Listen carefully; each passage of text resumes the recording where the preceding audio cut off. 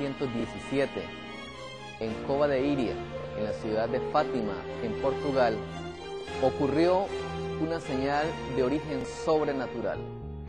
La Virgen apareció en el cielo y el sol realizó una danza que el mundo nunca había visto. Este evento se conoce como el milagro de la Virgen de Fátima. Desde esa fecha ha guiado los designios de la Iglesia hasta nuestros días, convirtiéndose Fátima en la última señal para la Iglesia Católica.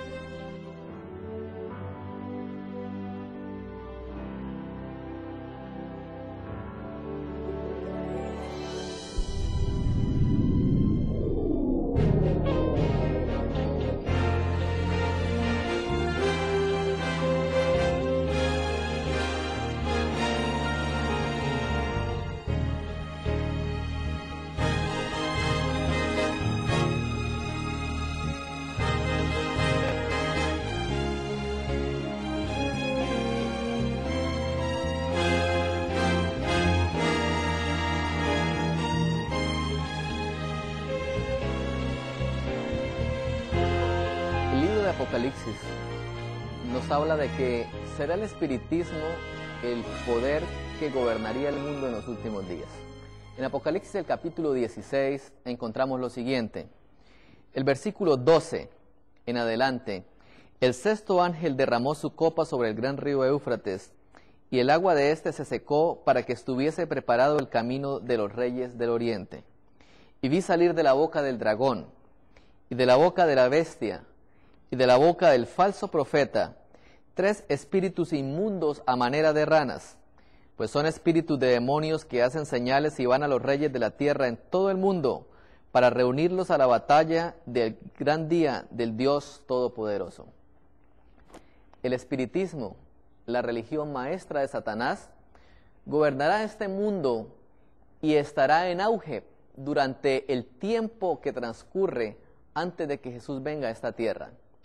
Es muy importante que nosotros entendamos por qué Satanás utilizará el espiritismo para poder engañar al pueblo escogido de Dios. En el libro de Génesis, en el capítulo 2 y el capítulo 3, encontramos registrada la historia de la creación del hombre. Cuando Dios hizo al hombre, lo hizo del polvo de la tierra. El hombre era en un principio inmortal, pero debía pasar una prueba, y era una prueba de obediencia. En el capítulo 3 del libro de Génesis, leemos que Satanás era muy astuto y fue y engañó a Eva. Génesis, el capítulo 3, el versículo 1 dice lo siguiente: pero la serpiente era astuta más que todos los animales del campo que Jehová Dios había hecho, la cual dijo a la mujer: con que Dios os ha dicho, no comáis de todo árbol del huerto. Y la mujer le respondió a la serpiente: del fruto de los árboles del huerto podemos comer, pero del fruto del árbol que está en medio del huerto, dijo Dios, no comeréis, ni le tocaréis para que no muráis. Entonces la serpiente le dijo a la mujer: no moriréis. La primera mentira que dio Satanás al hombre fue: no moriréis. Fue tal vez la primera gran predicación que existió acerca de la mortalidad del alma, la inmortalidad del alma. En aquel tiempo, el hombre había sido creado inocente, no conocía el pecado, pero ahora Satanás traslada su maldad del cielo a esta tierra y engaña a la mujer. Dios les había advertido: el día que comieres de ese fruto ciertamente morirás. Ahora bien, ¿cómo había sido creado el hombre? Dios había tomado polvo de la tierra, había hecho una figura y había soplado en él aliento de vida. De esta manera el hombre llegó a ser un ser viviente. ¿Qué es la muerte? En el libro de Eclesiastés, en el capítulo 12, el versículo 5 nos menciona de la siguiente manera: cuando también temerán de lo que es alto, y habrá terrores en el camino, y florecerá el almendro, y la langosta será una carga, y se perderá el apetito, porque el hombre va a su morada eterna, y los endechadores andarán alrededor de las calles. Versículo 7. Y el polvo vuelve a la tierra como era, y el espíritu vuelve a Dios que lo dio. La muerte es simplemente la separación que hay entre esos dos componentes que forman la vida del ser humano, nuestro cuerpo y el aliento de vida que proviene de Dios. Nunca la Escritura habla de que el hombre tenga adentro un ente inmortal o una fuerza extraña que salga una vez nosotros muramos. Pero Satanás inventó esta falsa doctrina, la doctrina de la inmortalidad del alma, porque sería su obra maestra de engaño al final de los tiempos.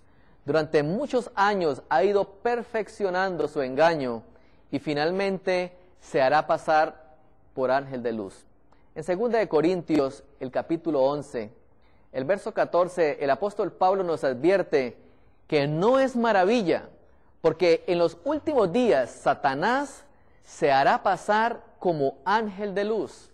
El Señor Jesús, cuando estuvo en esta tierra, también nos advirtió de muchas maneras que en los últimos días habrían personas que realizarían milagros, sanarían enfermos y se presentarían delante del Señor, pero el Señor les diría: no os conozco, apartados de mí, hacedores de maldad. Falsificación que Satanás hará en los últimos días. Siempre ha querido el enemigo ir o tratar de realizar los mismos actos que realiza Dios. Desde un comienzo, Satanás quiso usurpar el lugar de Dios. El profeta dice que Satanás quiso en el cielo ocupar el mismo lugar de Dios, y por eso fue expulsado del cielo. Y ahora quiere en la tierra hacer creer también a los hombres la misma mentira. Apocalipsis, el capítulo 12, habla de esa guerra que existe entre la iglesia y el enemigo. Apocalipsis 12, a partir del versículo 1, se encuentra la historia de la iglesia a través de los tiempos. Sin embargo, vamos a notar en este estudio que Satanás ha tratado de engañar en cuanto a que nosotros entendamos el verdadero sentido de este capítulo. En el versículo 1 de Apocalipsis, el capítulo 12, dice de la siguiente manera: apareció en el cielo una gran señal, una mujer vestida del sol, con la luna debajo de sus pies y sobre su cabeza una corona de 12 estrellas. La mujer en la Sagrada Escritura ha representado a través del tiempo a la iglesia. Muchos similes han sido utilizados para que la iglesia fuera representada como una mujer. El apóstol Pablo, en el libro de Efesios, en el capítulo 5, hace una analogía muy importante en cuanto a la relación de pareja. Dice el apóstol Pablo, versículo 31, por eso dejará el hombre a su padre y a su madre, y se unirá a su mujer, y los dos serán una sola carne. Grande es este misterio, mas yo lo digo respecto de Cristo y de la iglesia. Es decir, el apóstol Pablo toma la analogía de la relación de un hombre y una mujer y nos dice que es la misma relación que tiene Cristo con su iglesia. La mujer en el libro de Apocalipsis representa la iglesia. Está vestida del sol de justicia, dice Malaquías, el capítulo 4. Ahora bien, tiene en su cabeza una corona de 12 estrellas. En el libro de Génesis, la Biblia menciona la historia de José, un soñador. En cierta ocasión, José soñó que la luna, el sol y las estrellas, 11 estrellas, se postraban ante él. Muy enojado, su padre lo llamó y le dijo por qué había soñado en esta ocasión este sueño. Y él interpretó el mismo sueño y le dijo, ¿acaso yo, tu madre y tus 11 hermanos venimos a servirte? Es decir, las estrellas allí representaban los 12 hijos de Jacob, los 12 patriarcas que dieron origen a la nación de Israel. Ahora, una característica especial de la mujer de Apocalipsis, el capítulo 12, es que se encontraba de parto. Miqueas en el capítulo 4 menciona que el pueblo de Israel en la antigüedad era conocido como una mujer en dolores de parto porque esperaba el advenimiento del hijo de la promesa. Ya desde Génesis, el capítulo 3, la Biblia mencionaba que vendría la simiente de la mujer para salvar al mundo de las manos del enemigo. Durante miles de años, las mujeres israelitas se prepararon para ser la madre de esa simiente, de ese Mesías que había de venir. En esta ocasión, Apocalipsis nos dice que la mujer clamaba en la angustia del alumbramiento. Es la mujer del Antiguo Testamento, es el pueblo de Israel. Sigue diciendo Apocalipsis, el capítulo 12, de la siguiente manera.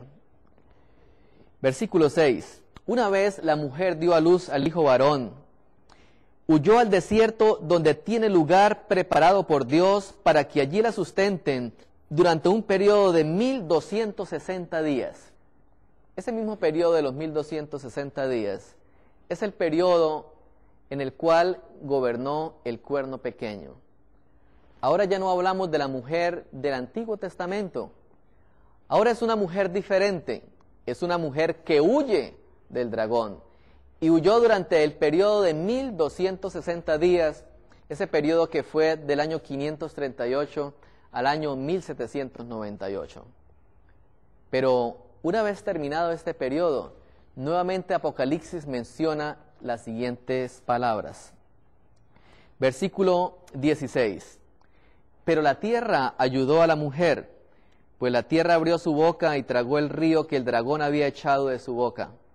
Entonces el dragón se llenó de ira contra la mujer y se fue a hacer guerra contra el resto de la descendencia de ella, los que guardan los mandamientos de Dios y tienen el testimonio de Jesucristo. Apocalipsis, el capítulo 12, termina mencionando que una vez terminara ese periodo de persecución, nuevamente surgiría un remanente de esa mujer. Podríamos decir una tercera mujer, un tercer tiempo de la iglesia. Y ese tiempo, lógicamente, tendría que ocurrir después del año de 1798. Para aquel tiempo, la iglesia que se levantaría tendría dos características. La primera de ellas, la Biblia menciona que guardaría los mandamientos de Dios. Estaba predicho que después de 1798 se levantaría una iglesia que exaltaría nuevamente los mandamientos de Dios. Pero esa iglesia tendría también una segunda característica. Dice Apocalipsis, el capítulo 12, el versículo 17, guarda los mandamientos de Dios y tiene el testimonio de Jesucristo. En el capítulo 19 de Apocalipsis, el versículo 10, menciona, yo me postré a sus pies para adorarle, y él me dijo, mira, no lo hagas, yo soy consiervo tuyo y de tus hermanos que retienen el testimonio de Jesús. Ahora Dios, porque el testimonio de Jesús es el espíritu de la profecía. Es decir, la iglesia que se levantaría después de 1798 como parte de las profecías bíblicas tendría dos características. Guardaría los mandamientos de Dios tal cual están registrados en la palabra divina, pero también tendría una segunda característica muy importante, tendría el espíritu de profecía. Sería una iglesia que se caracterizaría por estudiar los movimientos proféticos. Dios había predicho que falsos profetas se levantarían al final de los tiempos. El hecho de que falsos profetas se levantaran también nos indica que verdaderos profetas existirían dentro de la iglesia de Dios en los últimos días. Pero Satanás no se quedaría quieto y trataría de engañarnos, creando una falsificación de lo que se menciona acá. En 1 de Tesalonicenses, el capítulo 4, el apóstol Pablo nos dice que cuando Jesús venga a esta tierra, los muertos en Cristo resucitarán primero.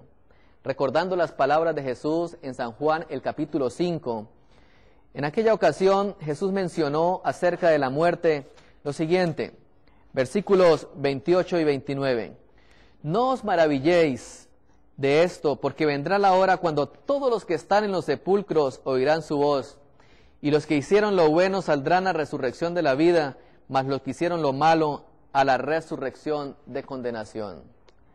La Biblia menciona que cada ser humano que muere queda en el sepulcro esperando la resurrección, esperando ese pronto advenimiento de Cristo a esta tierra.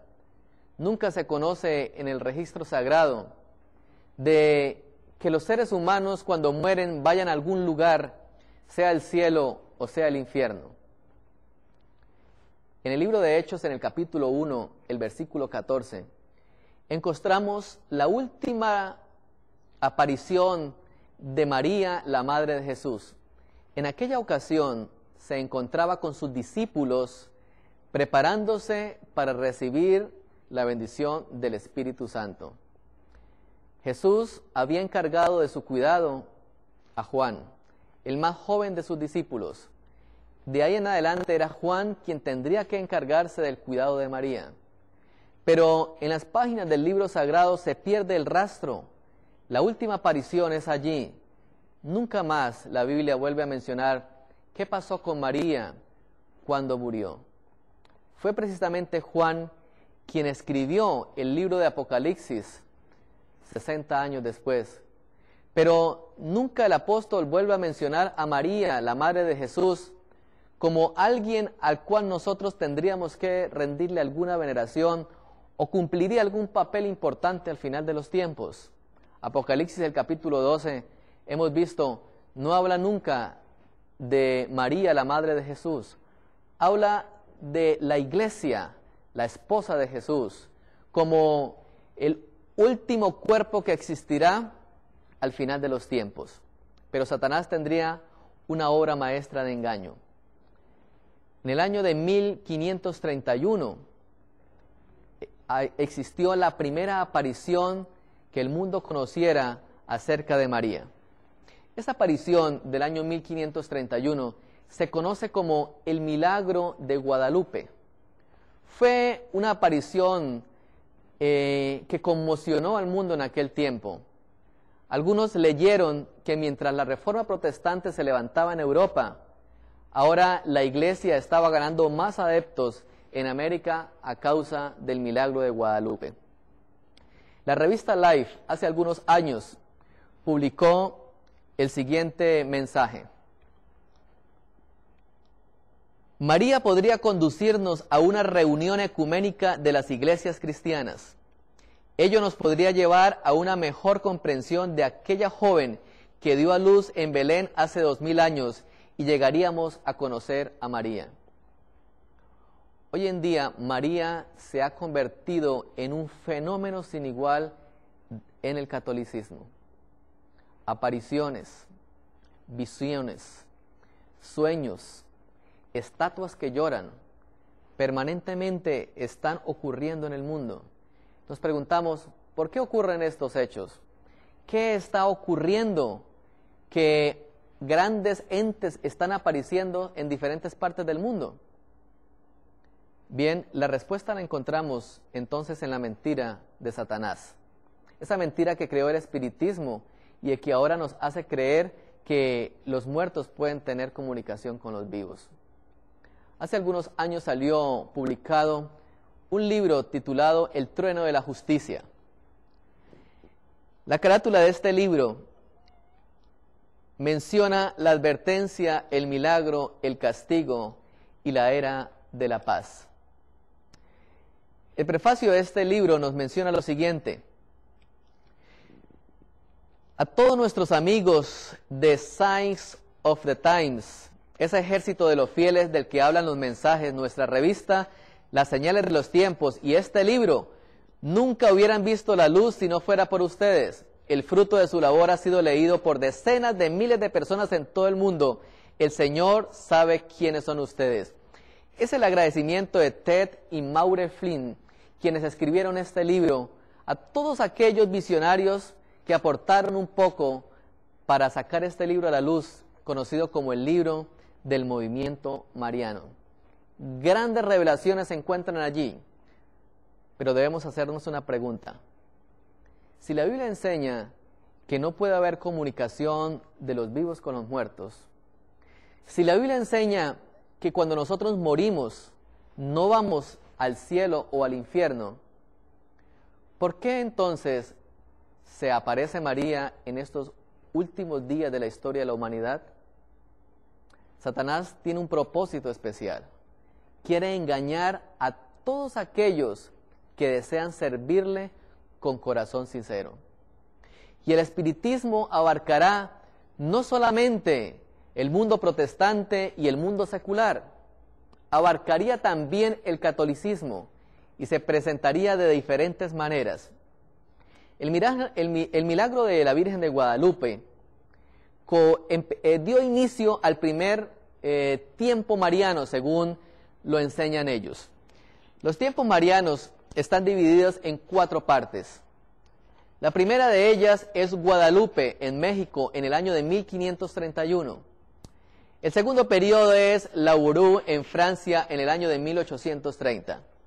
El tercer periodo es en Fátima, en Portugal, en el año de 1917. Y el último gran periodo mariano, conocido como el de Garabandal y también intercontinental, empezó en el año de 1960. Ahora, vamos a mirar cuál fue la aparición que tuvo lugar ese 9 de diciembre en el año de 1531. Según el relato de la Virgen de Guadalupe, era un sábado 9 de diciembre del año de 1531, muy de madrugada, cuando Juan Diego iba de su pueblo Cuatitlán a Santiago Tlatetolco a instruirse en las cosas divinas. Al pasar por allí, en la punta del cerro, que es la punta de la Sierra de Guadalupe, escuchó un sonido muy agradable que parecía provenir del alto del cerro. Era el canto de varios pájaros que gorgojeaban al unísono. Lo dulce de la melodía hizo que alzara la vista hacia la cima, donde vio una nube blanca muy brillante, rodeada por un hermoso arco iris. Allí apareció la imagen de la Virgen de Guadalupe. Nunca en los casi 1500 años que habían pasado hasta ese momento, después de que se había escuchado de María, nunca más había aparecido en la iglesia. Pero ahora ese año aparece, y aparece de una forma muy espectacular. Si nosotros notamos la imagen de la Virgen de Guadalupe, tiene algunas características especiales que nosotros debemos detallar. Esta Virgen es una mujer que está vestida del sol y que tiene la luna debajo de sus pies. Es decir, la Virgen de Guadalupe, la primera aparición que hace María, es una aparición cuya descripción es muy similar a la descripción que se hace en el libro de Apocalipsis en el capítulo 12. Entramos en un terreno entonces bastante peligroso, porque Apocalipsis el capítulo 12 menciona el surgimiento de la iglesia verdadera al final de los tiempos. Ahora el enemigo quiere desviar la atención nuestra y mostrarnos que no era eso lo que la Biblia mencionaba, sino era un evento que iba a llevar a que María triunfara sobre Satanás. Pero veamos qué más ocurrió con el milagro de la Virgen de Guadalupe. Posterior a esto, el 8 de diciembre de 1854, el Papa Pío IX trae al mundo la encíclica de la Inmaculada Concepción de María, el dogma de la Inmaculada Concepción. Es decir, ya no solamente María había nacido, ya no solamente María se había aparecido, sino ahora el catolicismo hace creer que María nació en las mismas condiciones de Jesús, es decir, sin pecado original. El 1 de noviembre del año de 1950, el Papa Pío XII trae al mundo la doctrina de la Asunción de María. Es decir, María había subido de la misma manera en que ascendió Jesús al cielo, en cuerpo y alma, y entonces el movimiento mariano adquiere un poder cual nunca se había obtenido, porque estos dos dogmas católicos apoyan entonces las apariciones marianas. En el año de 1917 ocurre entonces un hecho sin precedentes. Un año antes de que ocurriera el milagro de la Virgen de Fátima, un ángel se le había aparecido a 3 jóvenes, 3 niños, conocidos como Lucía Santos, Francisco Marto y Jacinta Marto. Estos niños recibieron la visión de un ángel quien les indicó que a partir del 13 de mayo del año 1917 y durante 6 meses consecutivos, todos los 13 de cada mes, María iba a aparecer y que finalmente el 13 de octubre, después de los 6 meses, María iba a realizar un milagro que sería visto por miles de personas y que después de que se realizara ese milagro, entonces el mundo iba a creer en ella. Y aparte de eso, iban a recibir 3 mensajes que guiarían a la iglesia de ahí en adelante. Los niños esperaron ansiosos que ese día llegara. Efectivamente acudieron a la cita, según relata Lucía Santos, la última de las videntes de Fátima, murió hace 2 años atrás. Y esta mujer relata que durante esos meses de las apariciones, María dio muchos mensajes que han sido guardados por la iglesia con mucho cuidado. Pero cuando se acercaba el último día de las apariciones, es decir, el 12 de octubre del año 1917, multitudes llegaron hasta Cova de Iria, exactamente la localidad donde la Virgen mencionaba iba a realizar aquel milagro. Los periódicos de aquel tiempo muestran cómo ocurrió aquel milagro, el milagro de la Virgen de Fátima. Miles de personas estaban en aquel día reunidas allí. Ese día en la noche, un terrible aguacero cayó en aquella localidad. Todos los peregrinos que iban hacia Cova de Iria iban mojados, iban embarrados, pero iban con la seguridad de que la Virgen aparecería. La Virgen iba a aparecer cerca del mediodía, es decir, a las 13 horas. En aquella ocasión, los niños llegaron y estaban esperando el milagro. Mientras la gente estaba pendiente allí, un sonido del viento que no se veía llegó y soplaba, pero nada se movía, todo permanecía intacto.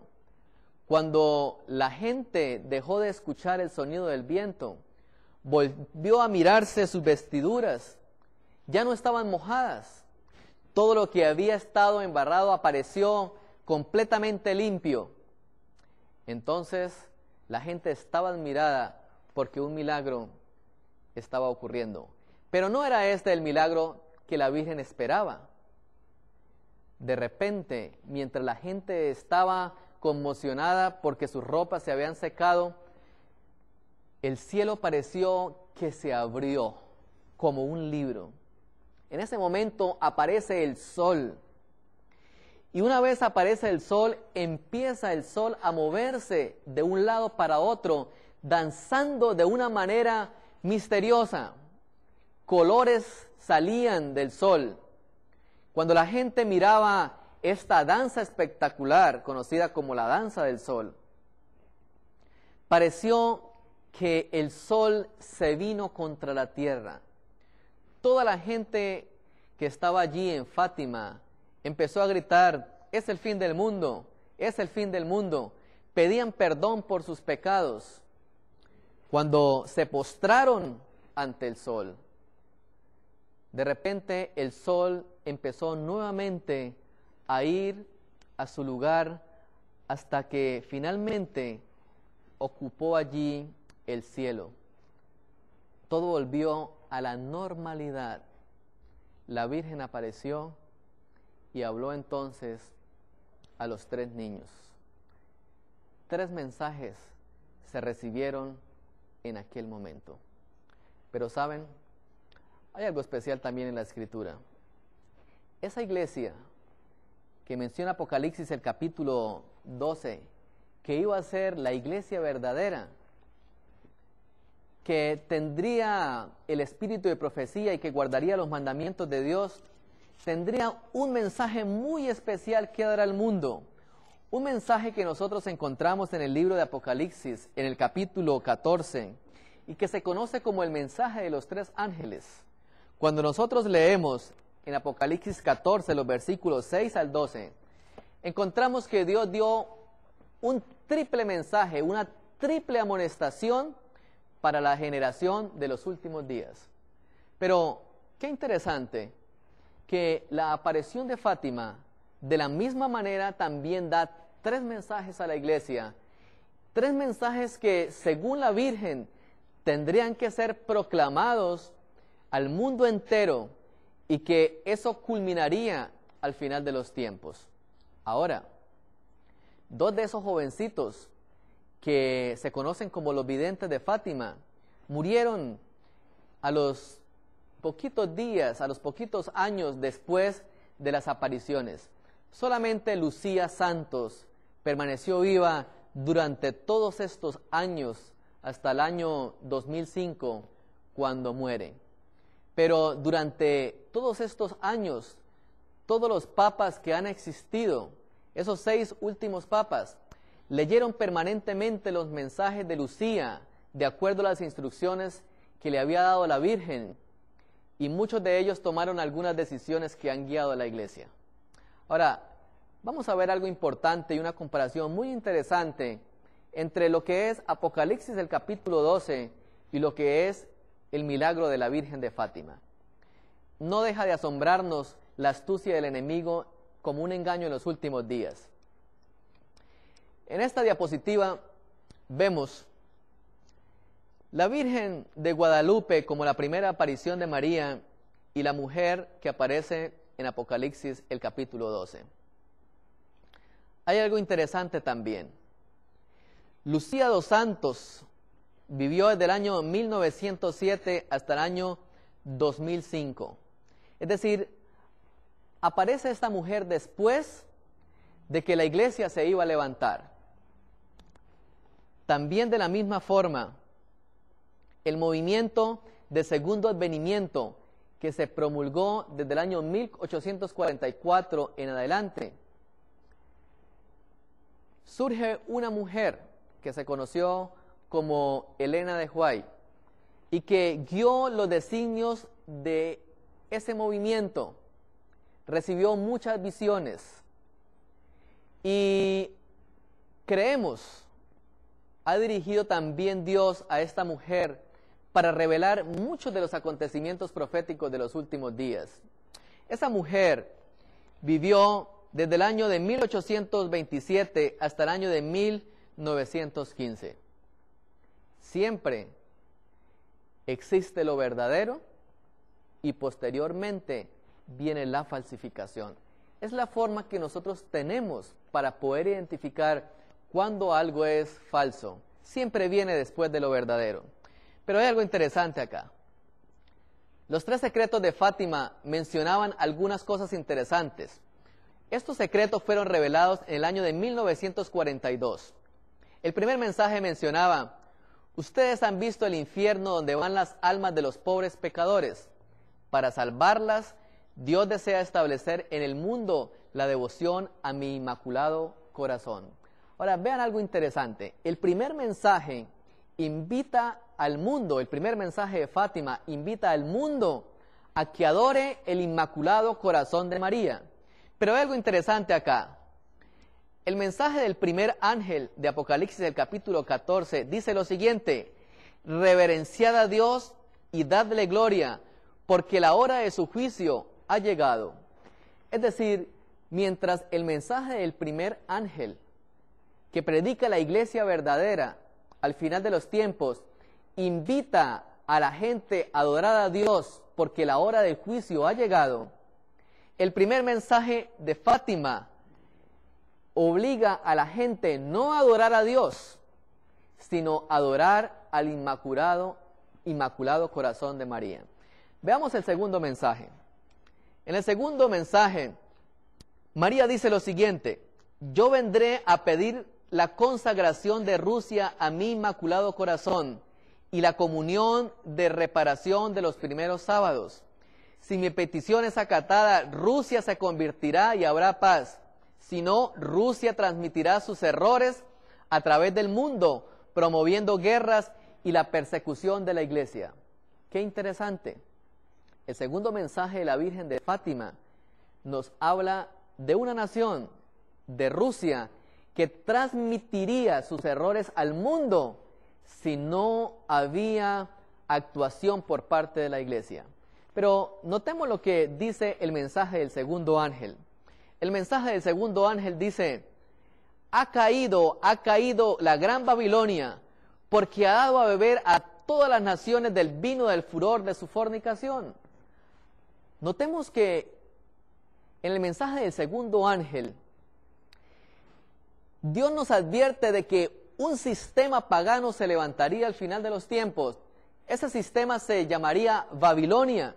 Apocalipsis, el capítulo 16, dice que Babilonia tendría 3 partes, que se conoce como el dragón, la bestia y el falso profeta.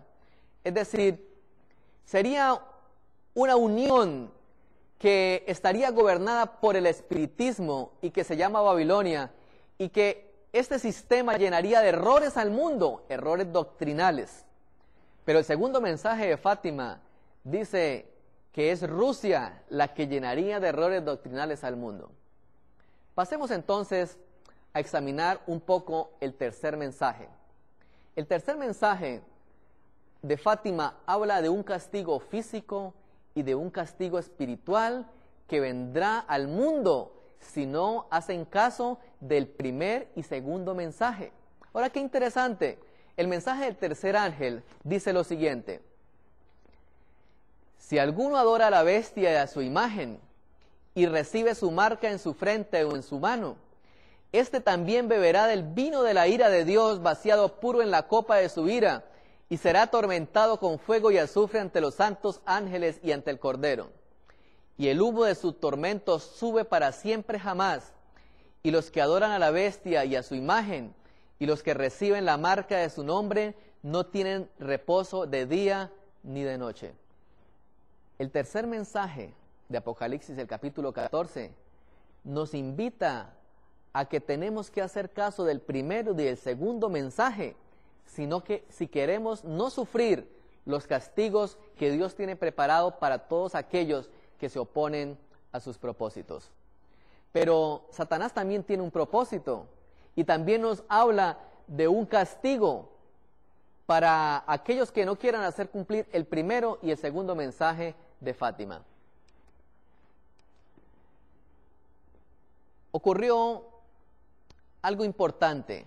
María dio un mensaje muy importante a Lucía dentro de su primer mensaje. Vamos a ver aquí una falsificación de una de las primeras visiones que tuvo Elena de Huay cuando inició su ministerio de profeta. Lucía dos Santos escribió lo siguiente como una de las primeras una de las primeras visiones que le dio Fátima. Vamos a leer detalladamente y a ver la estructura de lo que vamos a mencionar aquí, porque no deja de sorprendernos la astucia del enemigo. En ese primer mensaje de Fátima, Lucía escribió lo siguiente: después de las 2 partes que ya he expuesto, hemos visto al lado izquierdo de Nuestra Señora, un poco más en lo alto, a un ángel con una espada de fuego en la mano izquierda. Centelleando emitía llamas que parecía iban a incendiar el mundo, pero se apagaban al contacto con el esplendor que Nuestra Señora irradiaba con su mano derecha dirigida hacia él. El ángel, señalando la tierra con su mano derecha, dijo con voz fuerte: penitencia, penitencia, penitencia. y vimos una inmensa luz que es de Dios, algo semejante a como se ven las personas en un espejo cuando pasan ante él, a un obispo vestido de blanco. Hemos tenido el presentimiento de que fuera el Santo Padre.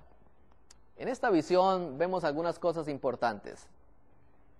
Notemos que Lucía dice que un ángel se le apareció y le señaló la tierra y le dijo una frase de manera triple.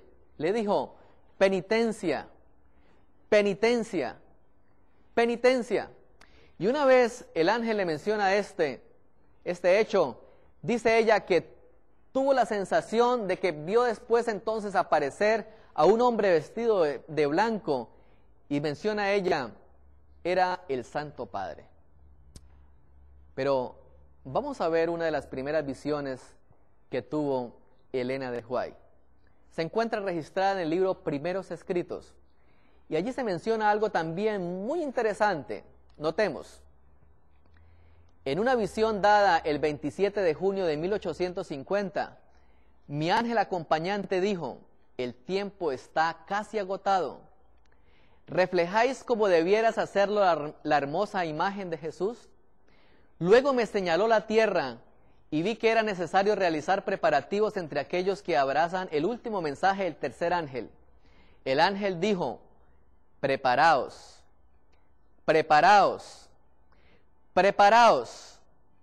Después dice ella: el Papa cambió el día de reposo del día séptimo al primer día de la semana.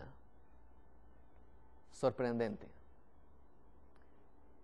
Se utilizan los mismos símbolos, las mismas expresiones. Ahora el ángel dice: preparaos, preparaos, preparaos. Y nos invita a predicar el mensaje del tercer ángel, sabiendo que ese poder iba a cambiar los mandamientos de Dios. Satanás prepara la última gran batalla contra la iglesia remanente. En el libro El trueno de la justicia se menciona lo siguiente: después de los 3 días de oscuridad, San Pedro y San Pablo bajarán del cielo, predicarán en el mundo entero y elegirán un nuevo papa. Una gran luz brillará de sus cuerpos y se posará sobre el cardenal que será nombrado papa. El cristianismo se difundirá por todo el mundo. Él será el santo pontífice escogido por Dios para soportar la tormenta. Al final tendrá el don de hacer milagros y su nombre será alabado por toda la tierra. Naciones enteras volverán a la iglesia y la faz de la tierra será renovada. Rusia, Inglaterra y China volverán a la iglesia. Es sorprendente que en este libro de revelaciones marianas, la Virgen haya mencionado que Rusia y el comunismo tendrían que acabarse para que el catolicismo pudiese volver a tener la supremacía. Ahora, fíjense en algo importantísimo acá. China hoy en día es uno de los últimos países que continúan siendo países socialistas. Sin embargo, somos conscientes de que el evangelio tiene que ser predicado a todo el mundo y que algo tiene que pasar con estos países. Si hemos notado algo interesante en lo que hemos mencionado acá, es que Satanás siempre ha ido a la par de Dios. Vimos el mensaje de los 3 ángeles. Vemos ahora los 3 mensajes de la Virgen de Fátima. Vimos que Satanás tiene como reino Babilonia. Dios tiene como capital de su reino a Jerusalén. Y siempre Satanás trata de ir tratando de falsificar lo que Dios ha hecho con el fin de engañar a su pueblo. Ahora, fíjense también, este movimiento mariano y quienes escribieron este libro, El trueno de la justicia, Ted y Maureen Flynn, son videntes del marianismo. Y la revista Signs of the Times, que se menciona aquí es la revista del movimiento mariano también. Yo no sé si nosotros recordamos que hace muchos años atrás también la Iglesia del Segundo Advenimiento producía también una revista con el mismo nombre. Es decir, nunca Satanás se ha quedado atrás en esto. Pero hay algo más sorprendente en este libro. Fíjense otra de las manifestaciones que dio la Virgen a uno de sus visionarios. En la página 364 y 365 se menciona lo siguiente. El trueno de la justicia dice que Cristo proclamó el siguiente mensaje en la ex Yugoslavia. Abre comillas, este será el pequeño rebaño y yo lo cubriré. En esos días habrá un solo pastor, una sola fe, la fe de la Iglesia Católica Romana, la que yo establecí cuando andaba visiblemente en la tierra. Después de las calamidades que estoy ahora permitiendo que pasen a mis hijos obstinados de la tierra, se levantará una raza justa y pura y la tierra abundará de mis dones. Mis hijos e hijas obedecerán mis mandamientos, por lo tanto todo vivirá y crecerá con mis bendiciones durante 30 años. Luego mi pueblo se inclinará nuevamente al mal y al pecado. Noten que el mismo Cristo está mencionando, según el movimiento mariano, que ocurrirán calamidades y que habrá una sola iglesia, la Iglesia Católica, pero que todavía habrá más tiempo. Fíjense lo que sigue diciendo el libro. En la página 12 y 13 dice lo siguiente: así como Juan el Bautista preparó el camino para la primera venida de Jesús, María prepara el camino para su segunda venida. María proclama la próxima llegada de un mundo y una era nuevas y el triunfo de su corazón inmaculado y el segundo Pentecostés, el derramamiento del Espíritu Santo, darán lugar al reinado del Sagrado Corazón. Los que se están preparando es algo tan grande como jamás ha existido desde la creación del mundo. Tremendo. También los visionarios de María hablan de que llegará un segundo Pentecostés y que el mundo entonces se preparará para recibir el Inmaculado Corazón de María y que María prepara el segundo advenimiento de Jesús. Ahora, la Sagrada Escritura menciona que no es María quien prepara el segundo advenimiento de Jesús, sino que es el profeta Elías. Y así como Elías Tisbita preparó la llegada de Eliseo, y así como Juan el Bautista posteriormente preparó la llegada al Mesías en primera instancia, también en estos últimos días se levantaría un profeta Elías. Pero ese profeta Elías está representado por la iglesia de los últimos días. Ahora, veamos qué dice el conflicto de los siglos y vamos a quedar sorprendidos al comparar estas revelaciones. El conflicto de los siglos menciona lo siguiente: el apóstol San Juan, estando en visión, oyó una gran voz que exclamaba en el cielo: ¡ay de los moradores de la tierra y el mar! Porque el diablo ha descendido a vosotros teniendo gran ira, sabiendo que tiene poco tiempo. Espantosas son las escenas que provocaron esta exclamación de la voz celestial. La ira de Satanás crece a medida que se va acercando el fin y su obra de engaño y destrucción culminará durante el tiempo de angustia. Pronto aparecerán en el cielo signos pavorosos de carácter sobrenatural en prueba del poder milagroso de los demonios. Vean qué interesante. El conflicto de los siglos dice: pronto aparecerán en el cielo señales pavorosas de los demonios. Y sigue diciendo: los espíritus de los demonios irán en busca de los reyes de la tierra y por todo el mundo para aprisionar a los hombres con engaños e inducirlos a que se unan a Satanás en la última lucha contra el gobierno de Dios. Surgirán entes que se darán por el mismo Cristo y reclamarán los títulos y el culto que le pertenece al Redentor del mundo. Harán curaciones milagrosas. Ahora fíjense lo que dice el trueno de la justicia, Dice que aparecerá los apóstoles eligiendo el nuevo Papa y que este personaje tendrá la capacidad de hacer curaciones milagrosas. Continuemos leyendo el texto.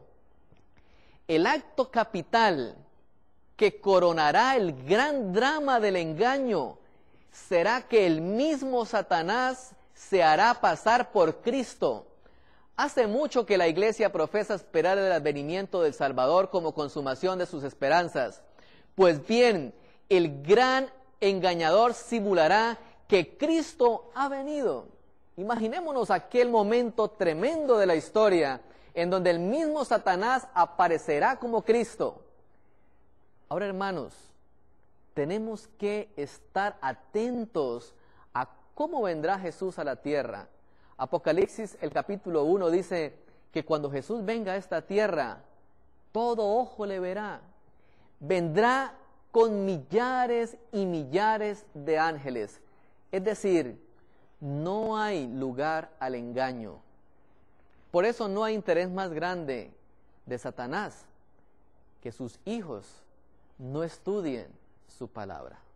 Continuamos leyendo el conflicto de los siglos y dice lo siguiente: el grito de triunfo repercutirá por todos los aires. Cristo ha venido, Cristo ha venido. El pueblo se postrará en adoración ante Él, mientras levanta sus manos y pronuncia una bendición sobre ellos, como Cristo bendecía a sus discípulos cuando estaba en la tierra. Su voz es suave y acompasada, aunque llena de melodía. En tono suave y compasivo enuncia algunas de las verdades celestiales y llenas de gracia que pronunciaba el Salvador. Cura las dolencias del pueblo y luego en su fementido carácter de Cristo asegura haber mudado el día de reposo del sábado al domingo y manda a todos que santifiquen el día bendecido por Él. Tremendas son las declaraciones. Solamente aquel que creó el santo sábado en el momento de la creación tendría el derecho a cambiarlo. Por eso Satanás va a imitar la aparición de Cristo y va a manifestarse como Cristo y traerá la herejía más peligrosa. ¿Cuál es? Que Él cambió el día de reposo del sábado y lo trasladó al reposo del domingo. Con este acto, Satanás culminará su obra maestra. El mundo será engañado y entonces Dios tendrá que levantarse a castigar el universo por haber invalidado su ley. Termina diciendo el libro del conflicto de los siglos: además, no se le permitirá a Satanás contrahacer la manera en que vendrá Jesús. El Salvador previno a su pueblo contra este engaño y predijo claramente cómo será su segundo advenimiento. Así que si os dijeren, he aquí está en el desierto, no salgáis. He aquí en las cámaras, no lo creáis. Porque como relámpago que sale del oriente y se muestra hasta el occidente, así también será la venida del Hijo del Hombre. No se puede remediar semejante aparición. Todos la conocerán y el mundo entero la presenciará. Vivimos en tiempos importantes.